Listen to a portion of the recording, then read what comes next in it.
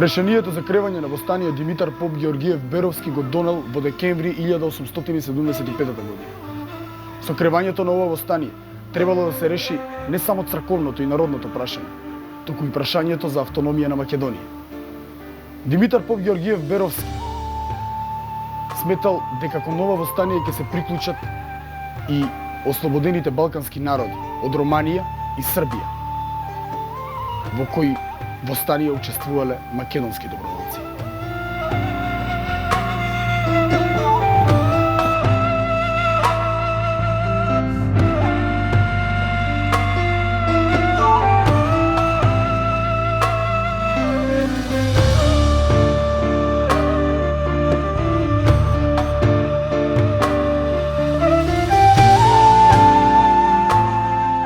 Димитар Поп Георгиев Беровски со востанието во Македонија имал намера и да помогне и на востанатите херцеговци. Тој сметал дека со херцеговското и со македонското востание ќе се создадат услови за општа акција на балканските народи против Османлиската империја. Сметал и дека со вмешувањето на Србија и на Романија против Османлиската империја и европските сили ќе помогнат.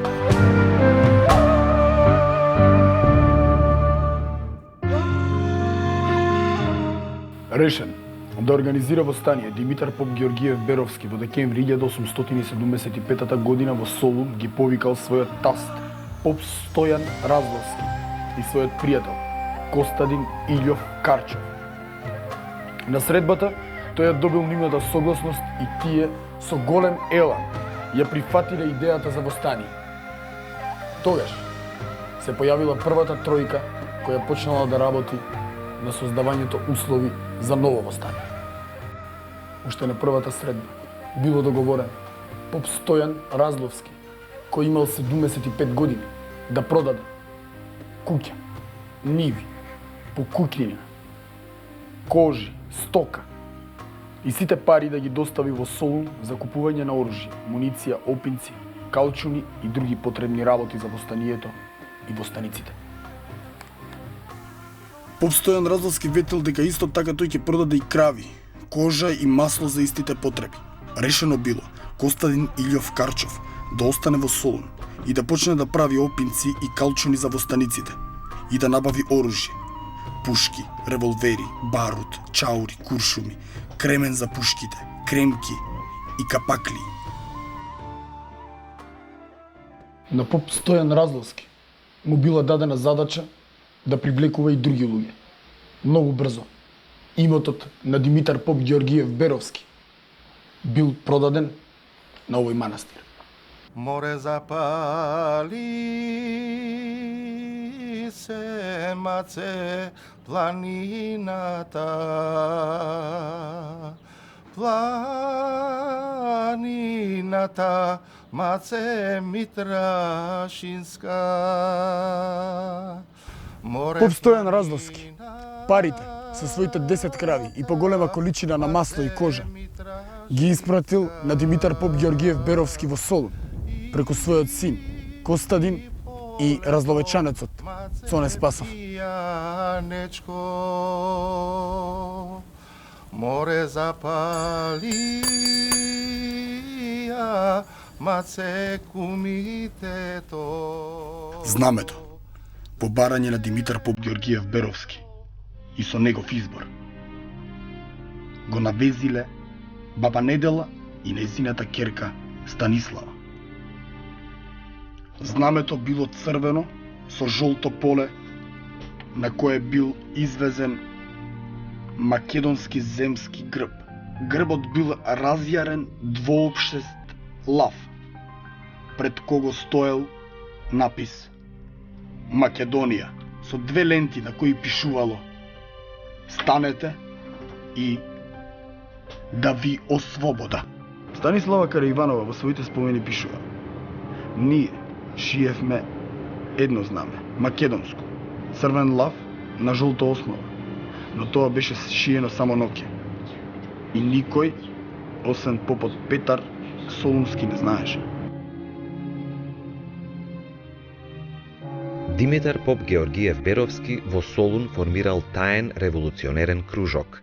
Во кружокот покрај Димитар Поп Георгиев Беровски биле и неговите браќа Поп Иван и Константин.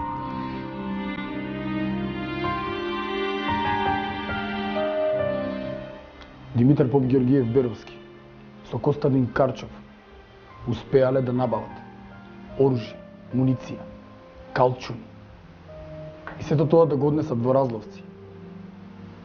По пат имале многу незгоди. Со себе го понеле и востаничкото знаме.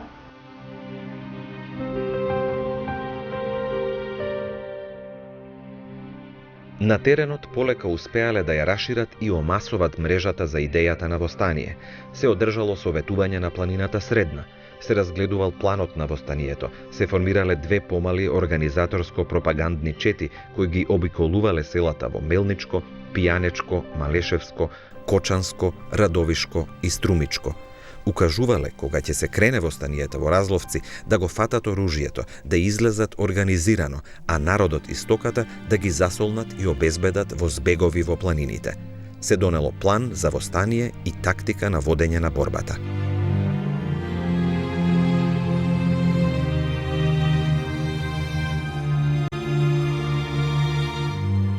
Решено било востанието да почне во Пијанечко со напад на институциите на власта и на турските села. Потоа востаниците од Пијанечко да се префрлат во Малешевско и во другите села. По план било кревање на востание во Радовишко и во Струмичко, каде Димитар Поп Георгиев Беровски имал доверливи луѓе. Такво доверливо лице бил Мито Мишев, трговец од Струмица, кој бил уапсен и суден.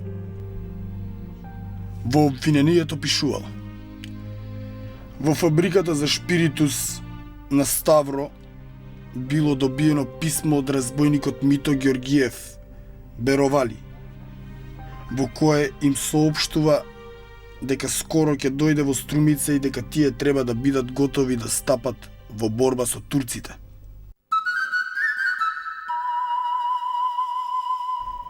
Идејата била за зафаќање на поширок терен на Источна Македонија.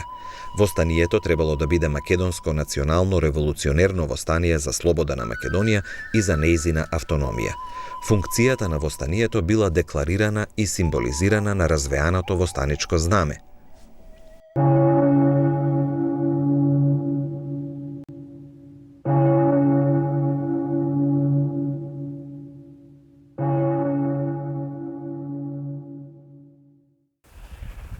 Од овде можете да го фрлите првиот поглед на селото Разловци, каде што на 8 мај 1876 година започнало Разловечкото востание.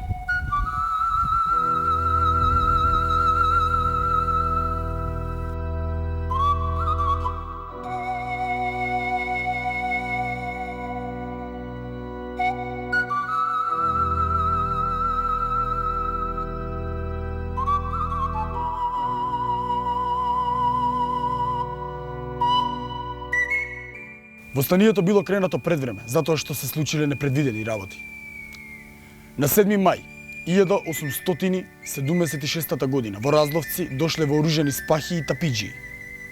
Почнале да го повикуваат населението да дојде да си ги земе тапиите. При тоа се заканувале: ако не дојдат, ќе го запалат селото.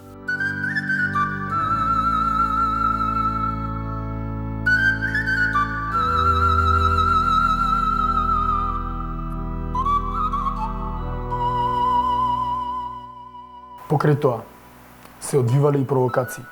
Откривањето на планот било од доверливи дуушници на турците, како што биле коџабашијата Нико и неговата жена Злата, која била блиска пријателка на полјакот Алиман. Дојдените турци фатиле и десетина селани со намера да ги однесат во Царево село, да ги подложат на распит. Таа ситуација ги довело да востанието го кренат пред време. Веднаш, за да не се дозволи неканети турци да ги остварат заканите со палење на селото и затварањето на селаните. Море запали. На 8 мај започнало востанието со напад врз дојдените турци. Димитар Поп Георгиев Беровски со својата чета слегнал во Малешевијата. Првата битка била во селото Митрашинци. Во битката Димитар Поп Георгиев Беровски бил ранет во главата. Куршумот сепак не влекол во черепот. Маце Митрашинска и полето маце пијанечко. Во сударот на четата со Димитар Поп Георгиев Беровски, турските заптии се разбегале. Населението од Митрашинци со стоката го напуштила селото и се засолнило во планината. Ранувањето на Димитар Поп Георгиев Беровски ги натерало востаниците да се вратат назад во Разловци. Море најнапред е баце дедо Илјо, дедо Илјо маце војводата. Димитар Поп Георгиев Беровски решил да ја зачува четата за идна поповолна ситуација, надевајќи се дека фронтот ќе се прошири на балканските народи против турците. Тој со четата тргнал кон Беласица, за Петричко и Мелничко, а Цоне Дончев останал околу своите села. Цоне загинал, а неговата чета била разбиена. Со тоа разловечкото востание завршило. Потоа турците правеле големи репресии против населението. Познат бил озлогласениот Кел Хасан Паша. Неговите единици, дополнети со черкески одреди и со башибозук, правеле највалкани злосторства: насилства, убиства, апсења, плячкања, претепувања, бесења. Во Разловци убиле повеќе селани кои работеле на ниви. Затворите во Пехчево, Струмица, Скопје, Солун и Софија биле преполни. Посебно злосторствата продолжиле поради тоа што не можеле да го фатат Мито Георги Беровали, односно војводата Димитар Поп Георгиев Беровски и неговата чета.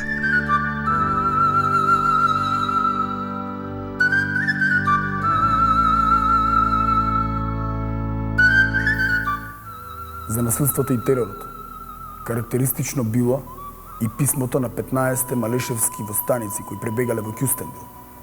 Тие писмото го пратиле до англискиот конзул во Сол.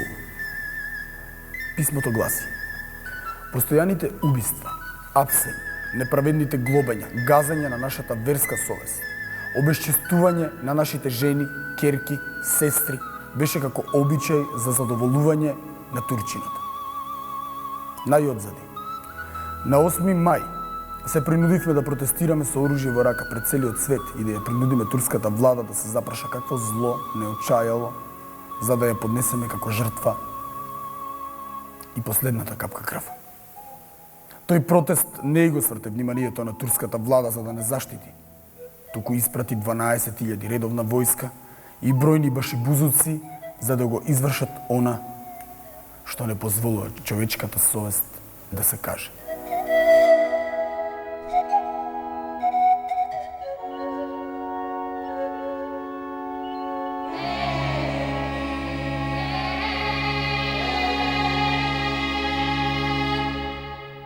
При посетата на рускиот конзул од Солун, при неговата визита на Малешевијата, поп Атанас и Илија Стојанов од Берово ги потврдиле пред конзулот сите апсења и мачења од малешевските села. Сите тие протести на очајните македонци по востанието и во наредните години не донеле никаков резултат. Овде, по востанието, на теренот на Источна Македонија, продолжило насилството на властите како и упорниот прогон на Димитар Поп Георгиев Беровски.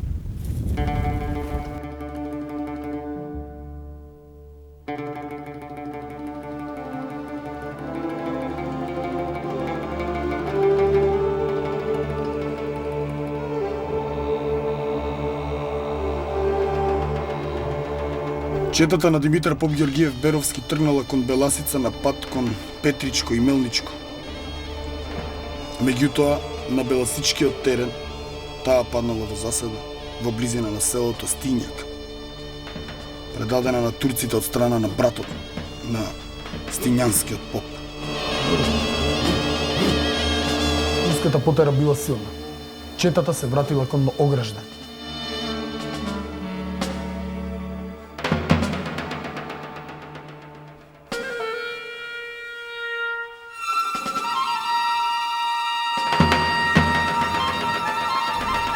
Од дводневна битка со турците на третиот ден четата успеала да се излече од обрачот. По голем замор и глад успеале да стигнат до селото Сажденик, каде што била добро прифатена да ја помине зимата. Четата броела околу 40 души. Многу страдале. Голем број лунзале низ шумите. Некои заминале, некои се загубиле. Зимата помеѓу 1876 и 1877 година останале само 18 востаници, вклучувајќи го и Димитар Поп Георгиев Беровски. Четата на Димитар Поп Георгиев Беровски, која се наоѓала во селото Сажденик, високо над Ќустендил на Осоговските планини, пролетта 1877 година зајакнала. Се зголемила на 40 души. Така зајакната, четата се вратила кон Малешевијата и Пијанечко. Постраданото население одново ја прифатило четата и дала голема поддршка. Им помагала во сместувањето со храна и облека, а четата го чувала населението безбедно и вовела ред. Димитар Поп Георгиев Беровски бил пријатно изненаден од постраданото население, кое веќе испеало песна за востанието и неговите идеали. Песната многу повеќе зборува за нив, од кои да се анализи. Маце Митрашинска, море планината, Маце Митрашинска, и полето Маце Пијанечко, море запалија Маце кумитето, с дедо Илјо Маце војводата, море најнапред е Маце дедо Илјо, дедо Илјо Маце војводата, море и по... Во април 1877 година Русија ја објавила војна на Османлиската империја. Тогаш четата на Димитар Поп Георгиев Беровски зајакнала уште повеќе. Надежта кај населението пораснала.